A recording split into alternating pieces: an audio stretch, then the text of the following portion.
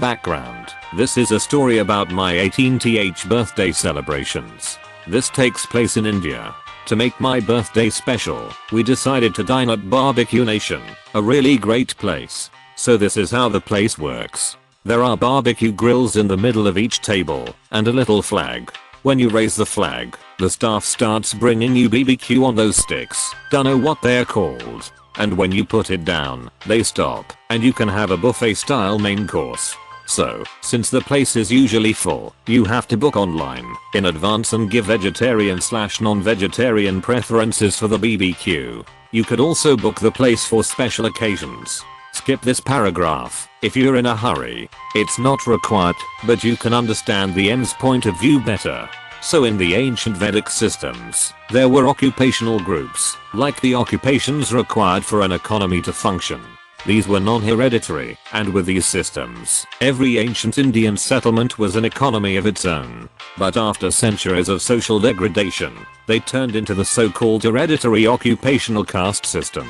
So as for me, my ancestors were vegetarian, teetotaler priest teachers, and I'm a non-vegetarian atheist, lol. So back to the story. My dad, mom, my uncle and his fiancée were sitting at a table. My uncle, his fiancée are hardcore non-vegetarians. My dad eats non-vegetarian but prefers vegetarian. My mom is pure vegetarian. And my to-be aunt are atheists, while mom, dad and uncle are Hindus. None of them are zealots, and are very modern, and never force their religion down others' throats. We have checked our reservation and settled down, and our conversation is multilingual, switching between English and Marathi as per convenience. The waiter brings in our initial BBQ. Time to meet the cast. Me mortal entitlementer. Dad. Mom. You uncle. F uncle's fiancé. NH nice husband. NK nice kid. W waiter. M manager. The EP and NK and NH were on a table beside us and was fussing over one thing or another since we came.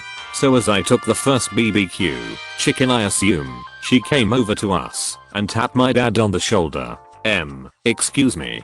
Dad, yes? What is that, may I ask? *POINTS towards mutton BBQ*. Dad, barbecue? Can you please not eat non-vegetarian food sitting beside us? Now, I'm trying to ignore the lady and get some food inside me. I'm starving when she lunges ahead and knocks it out of my hand. Me, WTF. You ungrateful child. I just stopped you from sinning. You should thank me. I try to say something, but she ignores me and speaks to my dad. You shouldn't pass your sinning habits to your child, you untranslatable no word. He should be raised in a godly way. Here we go. Dad, shut up, BTCH. Why don't you leave my family alone and fuck off? I paid to be here, and I will eat whatever I want. *TURNS to my mom. As a woman, you shouldn't tolerate your husband sinning. You should divorce him and raise him yourself. Mom, lady, don't tell me how to raise my kids. This is a free country, and I'll eat whatever I want. My mom, the darling she is, almost never swears. Now, we had started eating in earnest, and very soon, the first servings had disappeared despite her objections. As the waiter came with second servings, she knocked them out of his hand. *WHAT, an outrageous waste of good barbecue. Now, I'm furious. One thing you should know about me is that I don't follow any religion, but am interested in the mythology and history of all of them, and have read not just the Hindu scriptures, but also the Bible and the Torah for pleasure reading. Me, if you're so into religion, why are you spilling food, you bitch? Doesn't your religion say that food is as precious as the God who created the world? She has no answer to this. Now, New Hampshire steps in and takes her back amid renewed shouting. He promises to pay us back before leaving, and we trust this guy. So we get yet another serving of BBQ, after which comes the funny part. My dad orders drinks for the adults. I was not yet allowed. Drinking age is 21, though voting is 18, including uncle's fiancé. The drinks arrive, and then the M looks wide-eyed as F drinks are all chuckle.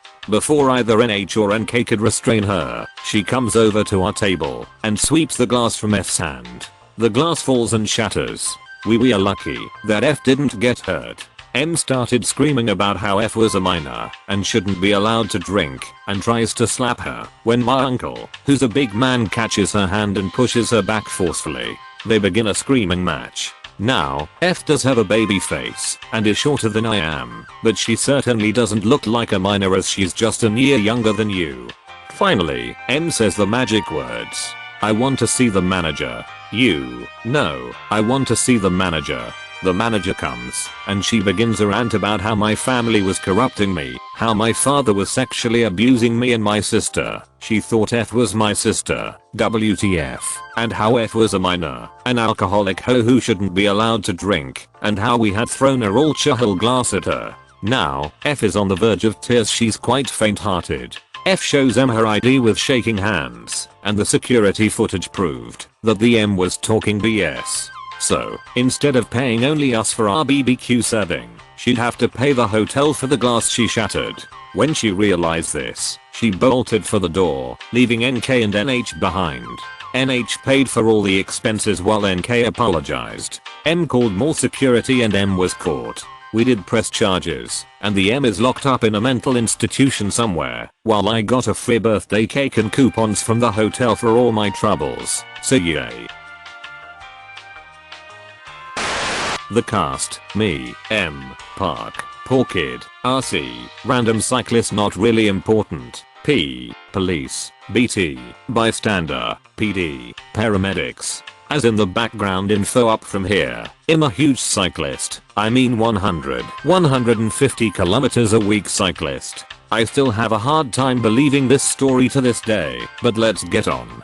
Around 2 weeks ago I was on my daily commute bike ride when I saw a mother, around mid-30, shoving her child in front of me in the bike lane, forcing me to go around and hitting another cyclist head on, knocking both us out at the same time, breaking my wrist also. When I woke up I see the almighty M screaming at me while BT is holding her away from me while calling an ambulance and the police. When I was aware of the situation I was helping the other cyclist get up while I'm trying to avoid M. And from then here is how the conversation went. M, how dare you try and hit my poor angel, you cold killed him. BT, it's not his fault you pushed your child in front of him, so it's not his fault. M, how dare you accuse me of such a bad thing. Plus did you see how he went like 50 km/h? Me, that's impossible. I always have my finger on the brakes. Also BT, did you call an ambulance yet for RC? Around 2 to 3 minutes later an ambulance accompanied by a cop car was coming to assist us, when of course M tries to lie to them. He'll try to get the conversation as close as possible as I was still trying to process the incident. P, what is happening here?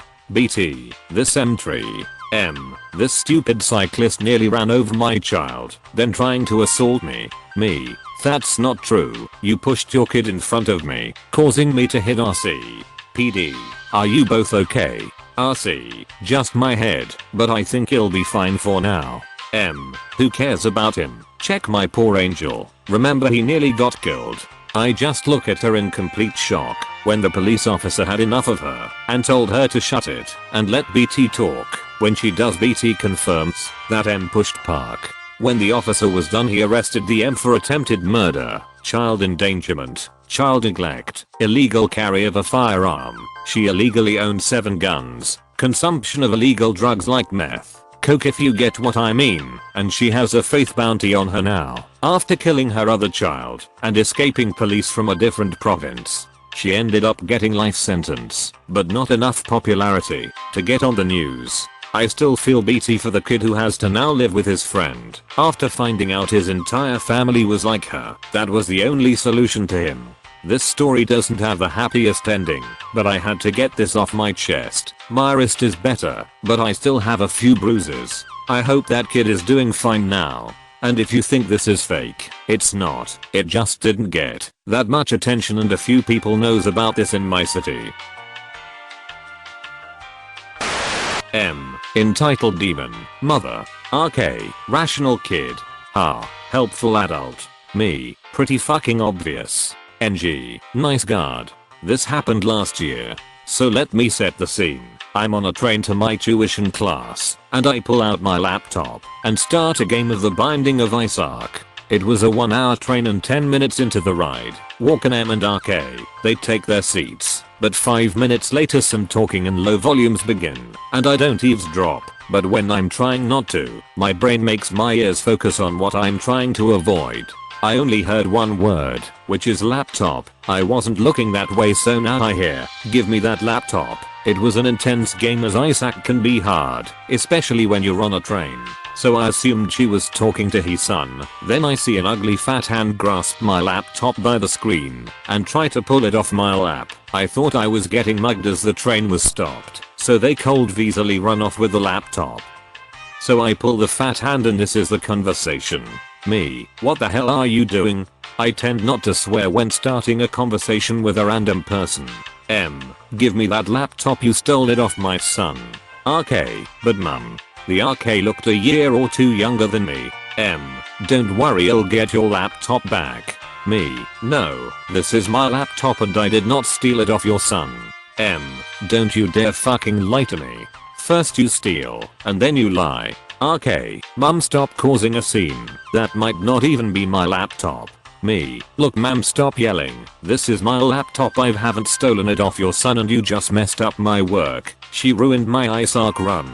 M, RK, tell him how that's exactly the same as your laptop that's missing. RK, mum, stop. M, you don't have to be scared of his kind. They look intimidating, but they're all little bitches. I'm brown, so very racist. Me, okay, you know what, I've had enough. I tried to be nice and resolve this situation, but if you don't give a fuck about respecting other and you want to be racist, go do it somewhere else, because I won't put up with it. M, you watch your language, asshole. And the irony. Now she proceeds to walk over to the train entrance and presses the emergency button that makes a call to the nearest train station or the train driver, I think, and she reports me. Unsurprisingly, a guard walks into the train at the next stop and asks what's wrong. M, he stole my son's laptop and won't return it. RK, mum, please listen to me. NG, is this true? Me, no, I haven't stolen this laptop. I had it on me when I entered the train. This is where the Har enters. He looked like he was in his 20s, and he speaks up. Officer, I was in this train before either of them, and this boy pulled out this laptop before those two entered. Now M, the demon, snatches my laptop and tries to give it to her son, but he NG asks for the laptop, and M hands it over. I locked the laptop after my game was ruined, so he turns it in and asks me for the password and username. I give it to him, and when he enters the password it works. I knew she was about to say that I changed the password, so I told him the wallpaper, folders on desktop, and what the main drive partition is called. He hands me my laptop and the following convo occurs. NG, sorry you had to deal with this. Me, it's alright. NG, ma'am, you accused him of stealing and used the emergency button for the wrong reason, so you will be getting a fine. M, what? First he steals, then you give a black thief. Again, I'm not black but brown. My son's laptop and I get a fine for reporting a thief. RK, mum, that's not my fucking laptop. M just turns red and scurried to her seat. RK, sorry man, but she wasn't listening to me. Me, it's alright, I understand, but try to get her to not racially profile people. Then the NG leaves and I say thanks to the helpful adult who was a witness and get off at my stop. If you enjoyed the stories, slap the like and subscribe button for more of them, and don't forget to support the original writers with an upvote. Links are in the description. Peace out, and catch you tomorrow.